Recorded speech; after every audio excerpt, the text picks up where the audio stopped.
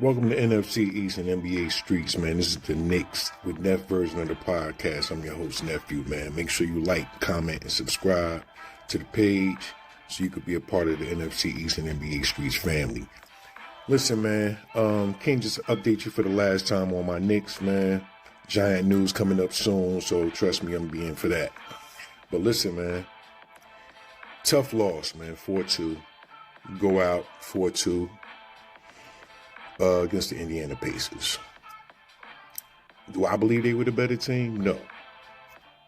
Do I believe we played horrible in that last game? Absolutely.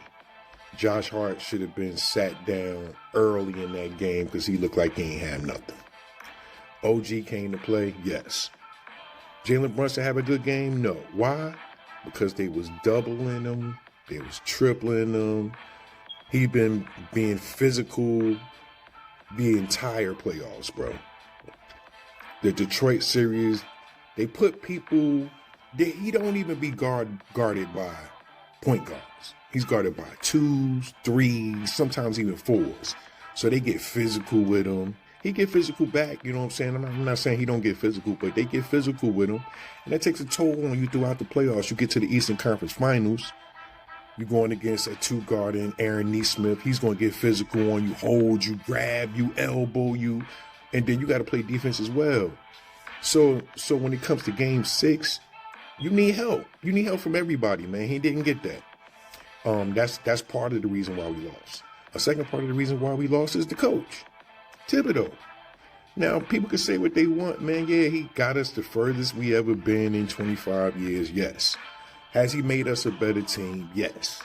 Is Jalen Brunson flourishing under Tom Thibodeau? Absolutely.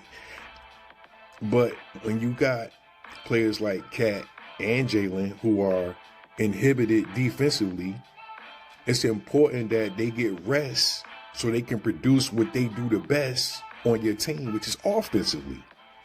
So when you got players on your team like Precious Achiuwa, who's been in a championship run before, Landry Shamet, he was playing great defense and producing offensively. He produced offensively Game 6. He gave us 12 points in Game 6, which was good.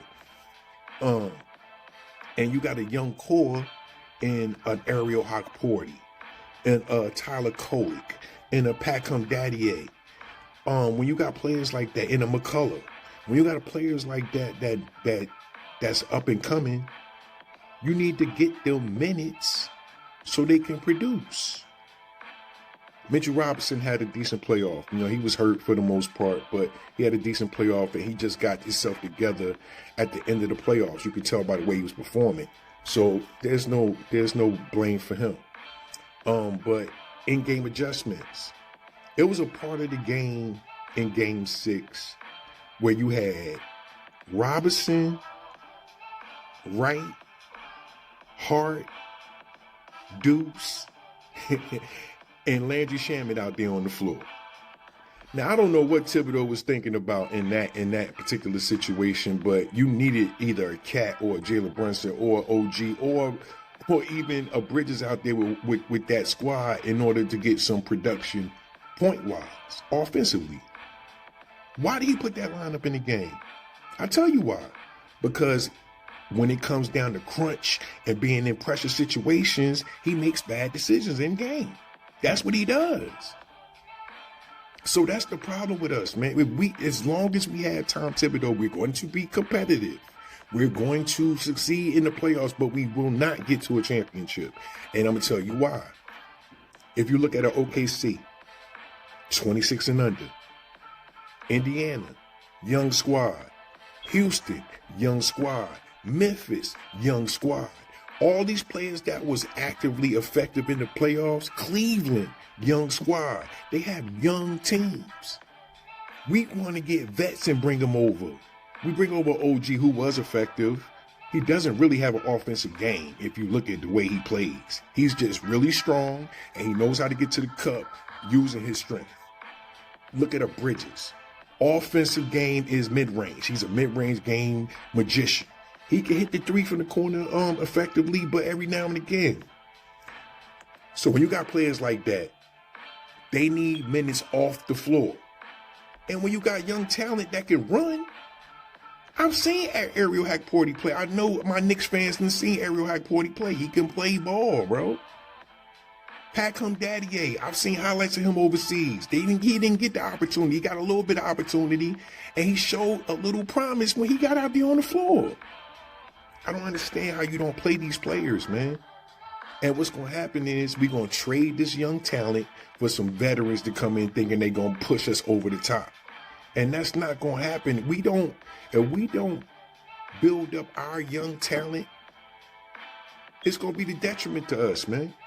Look at Grimes and how he was producing in Philly. Look at Obi Toppin in this game 6 in Indiana. Hitting a couple threes, playing defense, blocking shots. That's our young talent that we got rid of for OG and Bridges. It don't make sense. They could be helping us going to the next level. And that's what I'm talking about, man. As long as we had Tom Thibodeau, who Jalen Brunson loves, you seen how upset he got when he was talking about, do you need to get rid of Thibodeau in order to go to the next level? You seen how upset he got. As long as we got Thibodeau, we going to get as far as we can possibly go, which is the Eastern Conference Finals. I believe. I do not believe without building up our young talent that we're going to make it successfully to win a championship, because every team that's coming up, that's up and coming, is young. They got young talent on their team with a few vets to make the team successful. What did OKC do? They picked up my boy from the Bulls. I love that guy too. Defensively, he's a monster. I just can't remember his name right now. I'm sorry. And they pick up an Isaiah Hartenstein. They pick up veterans to make their team better. You see what Carlisle did in the playoffs? Playing the Thomas Bryant, who wasn't really playing in the playoffs, really. And you bring in the other guy that, when the boy got in foul trouble. I'm mumbling right now, but I'm just frustrated, man, because I know Indiana Pacers is not better than our team. They're not. We beat them 2-1 in the regular season. Yeah, they were the hottest team coming into the playoffs, which means the hottest team usually, they handle their business. But at the same time, that team was not better than us, man. If we play our rotation the way we're supposed to, we can beat this Indiana team. I believe we retired at the end of this playoff run, and that's just my opinion.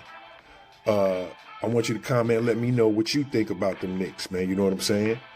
And that's the end of this, man. I just wanted to give a little vent because I know that Lee, who's a Spurs fan, he's going to come on here and talk negatively about my Knicks, and I know what the problem is because he don't watch the games I do. And whoever else, man, let me hear what you think about my Knicks, man. And that's all we have for you today, man. I want to thank everybody who's listening and watching, man. Appreciate y'all.